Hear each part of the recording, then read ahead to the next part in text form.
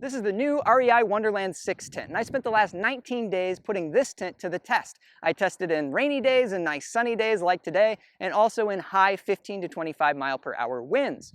As I was doing so, I scored the tent on these 10 different quality categories in order to give the tent an overall score out of 100 points. And in this video, I'm going to take you through each of those categories to show you how the tent performed. And at the end of the video, be sure to stick around because I'll be summarizing the total score of the tent as well as who should actually buy it. So without further ado, let's jump in to category number 1. The first thing to look at is the ease of setup. Now, I hate to start on a negative note, but that's actually the worst thing about the Wonderland 6. Now, you might notice just by looking at the tent that it has roughly a tunnel-shaped architecture, and that is quite different than your normal everyday dome or cabin style tent, and it does have a more complex pole system to it. And so basically how you set this tent up is you first have to install the poles that form the arch on each end of the tent. Once you've done that, you need to lift both sides simultaneously in order to install a pole that goes perpendicular across the top. Once you've done that, you've done part of the job, but you still have some work to do. You need to also then install a pole that goes over the middle of the canopy of the tent, and this is a tough step. So basically what you have to do is install the pole on one end that has a longer end to it, and then this goes up at an angle pretty high into the sky, and I couldn't reach it on the other side at 5'10", and so I basically had to get some rope and lasso it in order to pull it down to myself and connect it with the other end.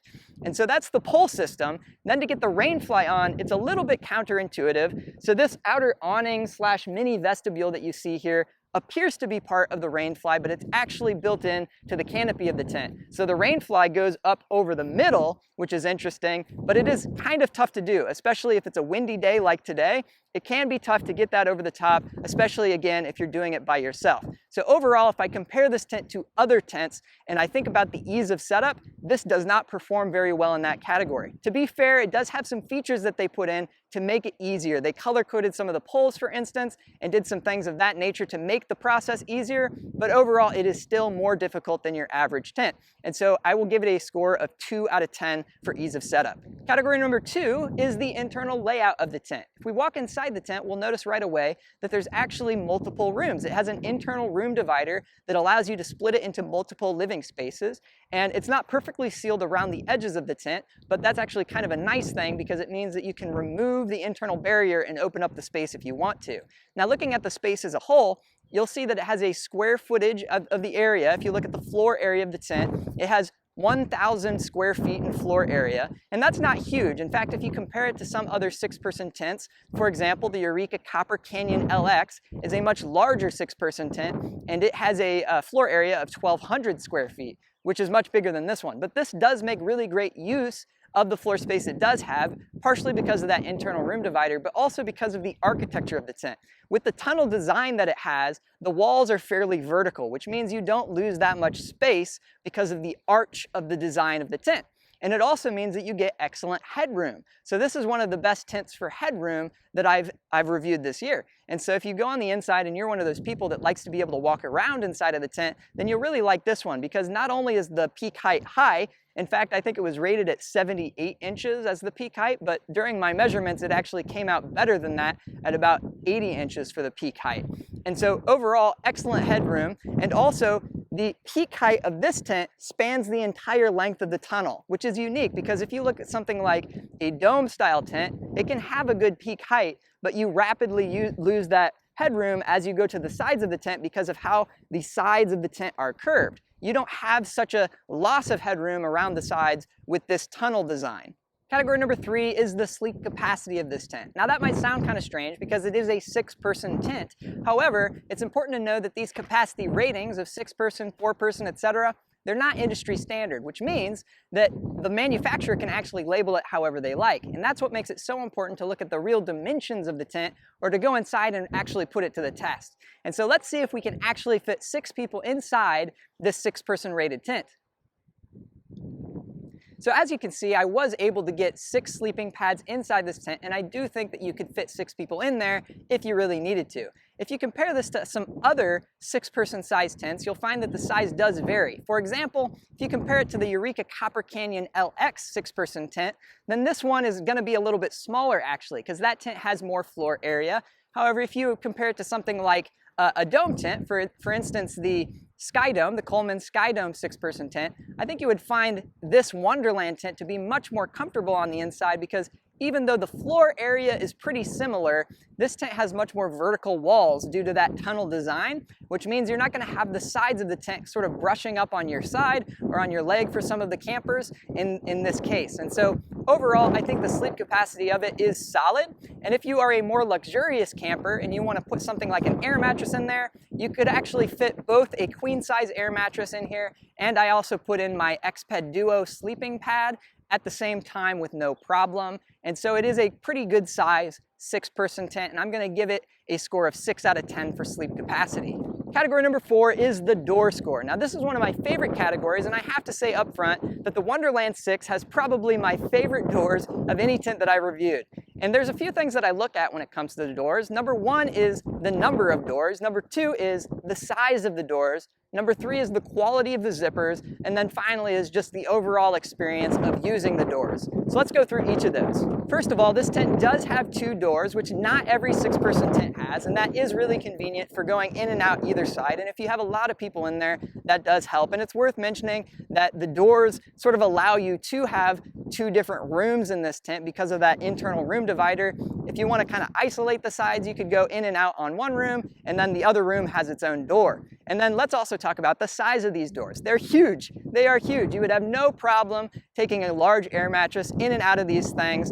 They're both large doors. That's worth mentioning too, because if you compare this to something like the North Face Wawona 6 tent, it has one really big door and then it has a tiny door in the back. This doesn't do that. It has 2 equally large, massive doors. Then if you talk about the quality of the zipper, this thing has zippers that go up and down, unzip and zip like a breeze. They're really great, and they are YKK brand zippers, which is worth mentioning because that is the market leader in zipper quality, and YKK zippers do tend to last longer and work better than other brands. So overall, I think this is a great tent, and it also has a storage pocket for the door when you undo it completely. And if you take all of these different considerations together, then I think this is probably the best tent doors that I've ever seen on any tent, and I give it a score of 10 out of 10. Category number 5 is storage. Now, if you look at the inside of this tent, you'll see that it has 2 pretty large storage pouches in each corner.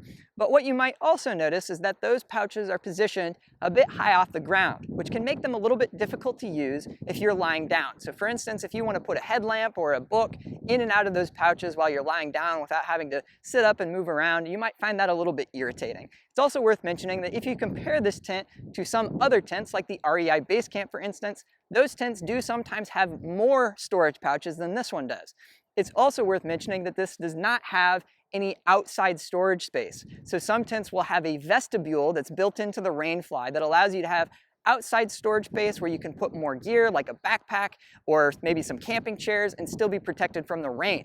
This doesn't have that. However, it is worth mentioning that you can buy an add-on that REI calls the Wonderland Mudroom, I think, that goes on the outside of this tent that gives you a nice big extra rain-protected vestibule space. And that could be nice to have. However, it does add an additional cost of $125, which is quite a bit. You could almost buy a whole tent for that. In fact, you could buy some really cheap budget tents for that price.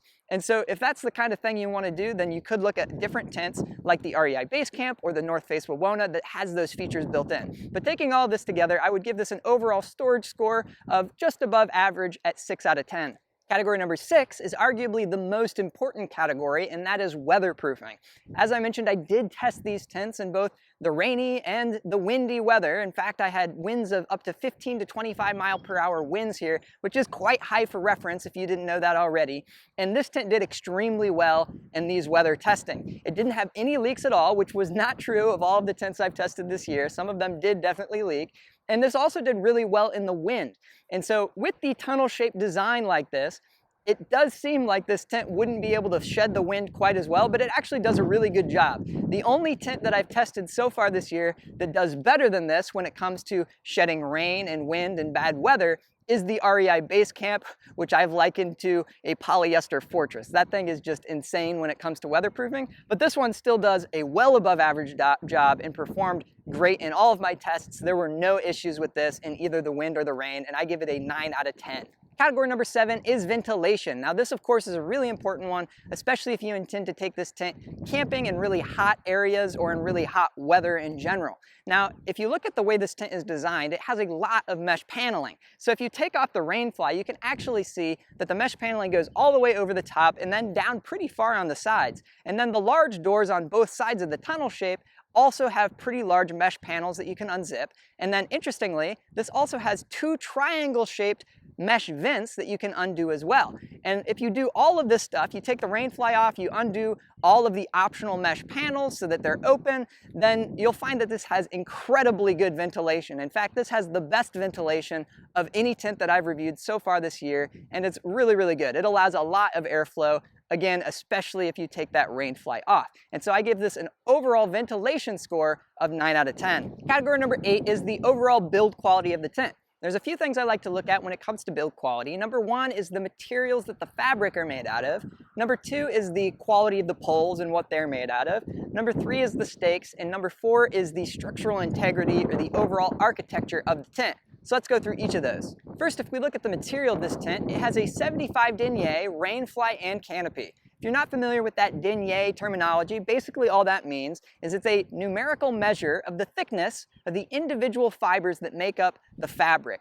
And so 75 is a pretty typical number for the canopy and the rain fly for a premium, pricier tent like this one. Then if you look at the floor of the tent, it does have a 150 denier polyester material there. So it's thicker, more durable, as you would expect and as you would want on the floor of your tent. And that again is comparable to other premium tents in the price range of this one. And also if you look at the fabrics overall and you look at the materials, it does just seem to be really high quality. If you look at the seams and just how everything is put together, it just seems like they've done a really good job with the quality here overall. Number 2 is the poles. So typically, poles that are aluminum are going to be a lot more durable than tents that have fiberglass poles, for instance. And this tent does have really nice quality aluminum poles, and they worked really well in my setup and disassembly that I did here multiple times. And it also stood up really well in the wind and the weather testing, and we'll get more to that when it comes to the structural integrity of the tents. But first, let's talk about stakes. This tent probably has the best stakes of any tent that I've tested this year.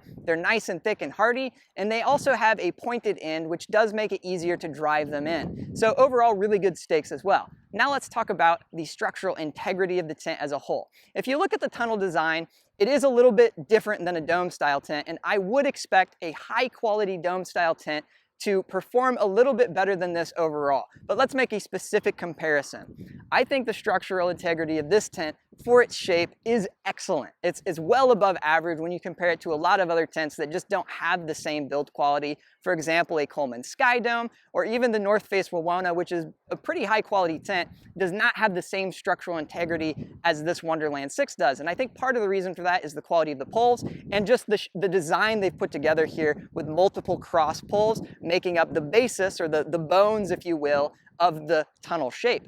But if you compare this to something like the REI Base Camp, I do think that tent has a bit more wind resistance than this one does. Because in my testing, in these really high winds here, this one seemed to bend just a little bit more than that dome-style tent does, which does make sense because the build quality of the two are pretty comparable, but the shape of a dome is just better when it comes to wicking wind than something like this. So I take that down a little bit under 10, and I'll give this an overall build quality score that is still very high at 9 points out of 10. Category number 9 is the cool factor. And in the cool factor, I like to reward tents that have really unique, interesting, or fun designs, and it's also where I penalize tents that just are weird or wonky in a bad way. And so let's talk about the Wonderland 6. I actually think this is a pretty cool tent. And if you look at the internal room divider, that's a unique feature. If you look at the tunnel design, that's also very unique and not something you see in a lot of tents. And I think that the way that REI has done it actually works really well and makes for a pretty cool tent. And so when it comes to the cool factor, I'm going to give this one of the higher scores that I've rewarded in this category, and that is a 9 out of 10. Category number 10, the final category, is ease of packing. And this is an often overlooked thing because we think about setup and we think about using the tent, but we often forget that we do eventually have to take it back down and pack it back up with the rest of our gear. And so the things I like to look at for this is, number 1, how easy is it to disassemble the tent, put it back in its original stuff sack? That's the first one. And the second one is, how well does it pack down? How compact is it when you pack it away in the back of your trunk with the rest of your gear? So let's look at each of those. So first of all, this tent was fairly easy to disassemble, and that actually surprised me because the setup process was so difficult. In fact, I found that the poles were a little bit easier to get out than on something like the REI Base Camp, where I found it a bit more difficult to take the poles out of the sleeves. And then if you look at how you pack all of the different components up, you roll them up, and then you get ready to put it back in the original stuff sack. I find the stuff sack for the REI Wonderland 6 to be kind of subpar, and that's just a personal preference, probably mostly because I don't really like this style of stuff sack where you have to roll everything up into a nice tight bundle and then kind of slide it in the side or lift it up and have somebody help you drop it down inside. I prefer what they have with the North Face Wawona 6, which is kind of a top-loading duffel bag style stuff sack, if you will, because I think it's just a lot easier to put a tent away in one of those. So overall, okay, but not great when it comes to packing it away. Now let's talk about fitting it in the back of your car. Now if you look here, I'm putting this in the back of my Toyota RAV4, and when you do that, you can see that it's actually a pretty big package. And so comparing this to other 6-person size tents, I would find this to be larger than most of them. And so that's something to keep in mind if you have a small trunk or not very much space to put all of your gear together. And so taking all these things together, I give this a packing score of a little bit below average at 4 out of 10. In summary, I gave the REI Wonderland 6 tent a total score of 68 out of 100 points, which does make it the single highest scoring tent that I've reviewed so far this year. But that doesn't necessarily mean it's the right tent for you. So who should buy this tent? Number one, if you want the most comfortable tent possible and you don't mind a complex setup or a high price tag, then this is probably the tent for you because it's extremely comfortable. The ventilation and the weatherproofing is great. The headroom and the comfort on the inside is amazing. So if that's your situation, then I think you'll really be attracted to this tent. Group number two is families with older kids. So for example, you have a family and you have teenagers or preteens and you want to give them their own room or separate living space on the inside of the tent. This is one of the few premium quality tents like this that will give you a room divider in the middle to allow you to create those separate rooms. And so if that's your situation, I think you'll also find this tent pretty appealing. But if you're not absolutely sure that this is the right tent for you, then I highly recommend that you watch this video right here, where I do a roundup comparison of the 6 most popular family camping tents that are currently on the market. Go check it out.